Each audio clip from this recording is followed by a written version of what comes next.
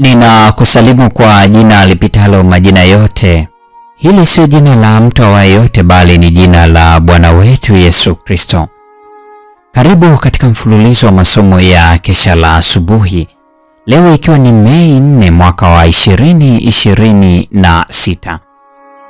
Mwezi huu tunayo mada kuu inayosema nipate kumjua yeye.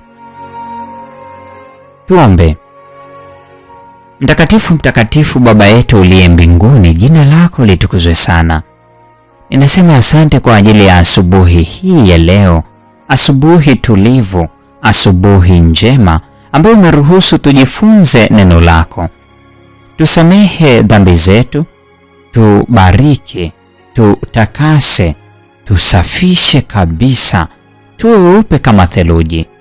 Zaidi sana ongoza hatua zetu, ukatusaidie tuweze kumshinda yule mwovu, na kwamba tuweze kudumu kuwa watoto wako wa kiume na wa kike walio waaminifu tangu sasa na hata milele. Ila ombi letu tukitumaini kwamba umesikia na utajibu sasa na mapenzi yako, katika jina la Yesu, amina. Mada ya leo ina kichwa kinachosema Roho Mtakatifu msaidizi wetu. Imejengeka katika kitabu cha Warumi sura ya 8 aya 14, ambapo neno la Mungu linasema, kwa kuwa wote wanaoongozwa na Roho wa Mungu, hao ndio wana wa Mungu.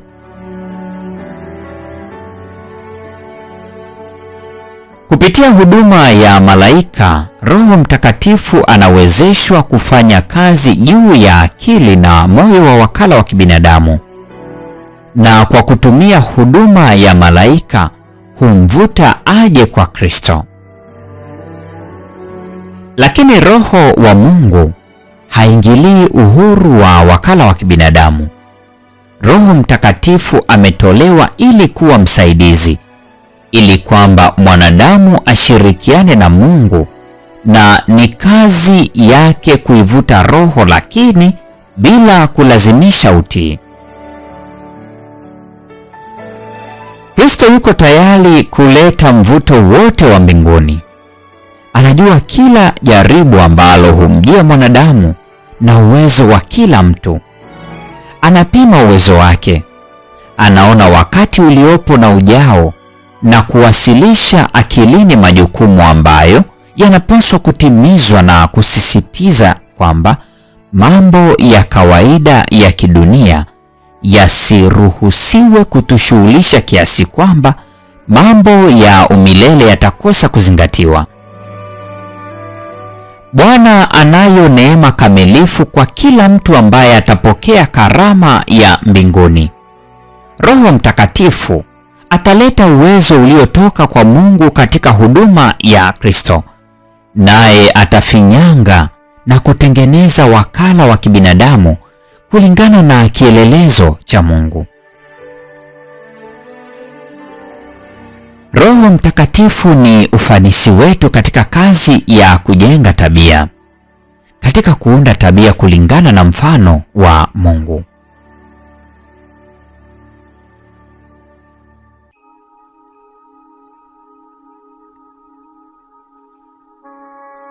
Tunapofikiri kuwa sisi wenyewe tunaweza kuunda uzoefu wetu wenyewe, tunafanya kosa kubwa. Kamwe sisi wenyewe hatuwezi kupata ushindi dhidi ya majaribu. Lakini wale walio na imani ya kweli kwa Yesu Kristo watawezeshwa na Roho Mtakatifu. Mtu ambaye moyoni mwake imani inadumu hatakuwa hekalu zuri kwa ajili ya Bwana. Anaongozwa na neema ya Kristo. Atakuwa kulingana tu na anavyotegemea ufundishaji wa Roho Mtakatifu. Mvuto wa Roho Mtakatifu ni kukaa kwa Yesu ndani ya nafsi. Kwa sasa hatumwoni Yesu na kuongea naye, lakini Roho wake Mtakatifu yu karibu sana nasi kila mahali. Anafanya kazi ndani na kupitia kwa kila mtu anayempokea Kristo. Wale walio na uzoefu wa ukaaji moyoni wa Roho Mtakatifu huonesha tunda la Roho: upendo, furaha, amani, uvumilivu, utu wema, fadhili, imani, upole na kiasi. Mpendwa wa mfuatiliaji wa mfululizo wa masomo haya ya Kesha la Asubuhi, mada ya leo inasema Roho Mtakatifu msaidizi wetu. Hii ni Mei 4. Na kwa nukta hiyo ndio tunakuwa tumefikia tamati ya tafakari ya mada hii nzuri siku ya leo. Neema ya Bwana wetu Yesu Kristo, pendo la Mungu na ushirika wa Roho Mtakatifu dumu kuwa pamoja nasi sasa na hata milele. Amina.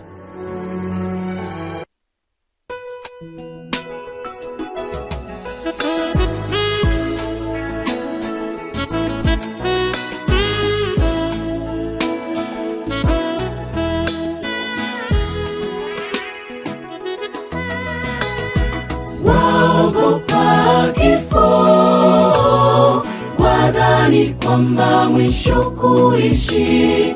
Umetekwa na fikira mbaya, ondoa hofu moyoni.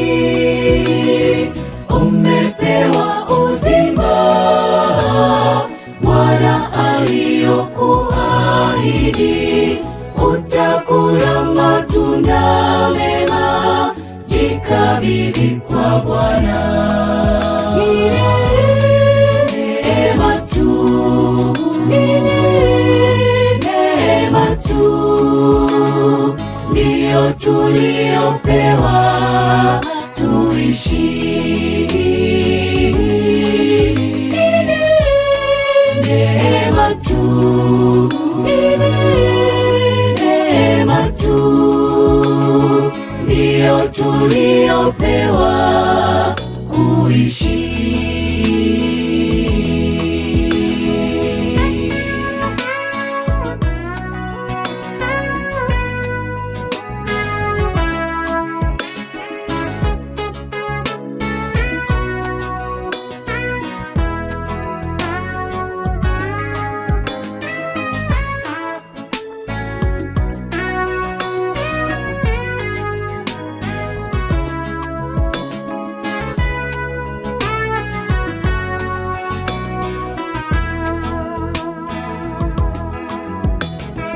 Kuna nyakati tumepita, muda mgumu usioelezeka, lakini tunalo tumaini, yote ni ya kitambo.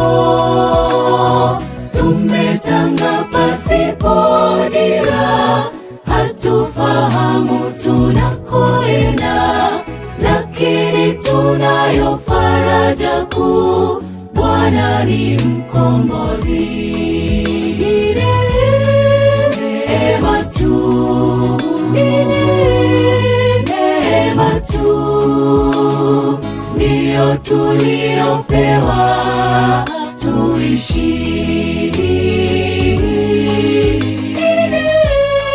Neema tu, neema tu ndiyo tuliopewa kuishi.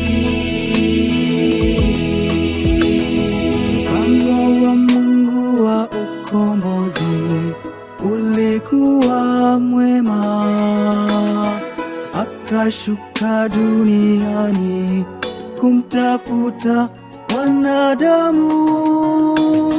Aliacha vyote, enzi na utukufu, aliacha vyote, enzi na utukufu.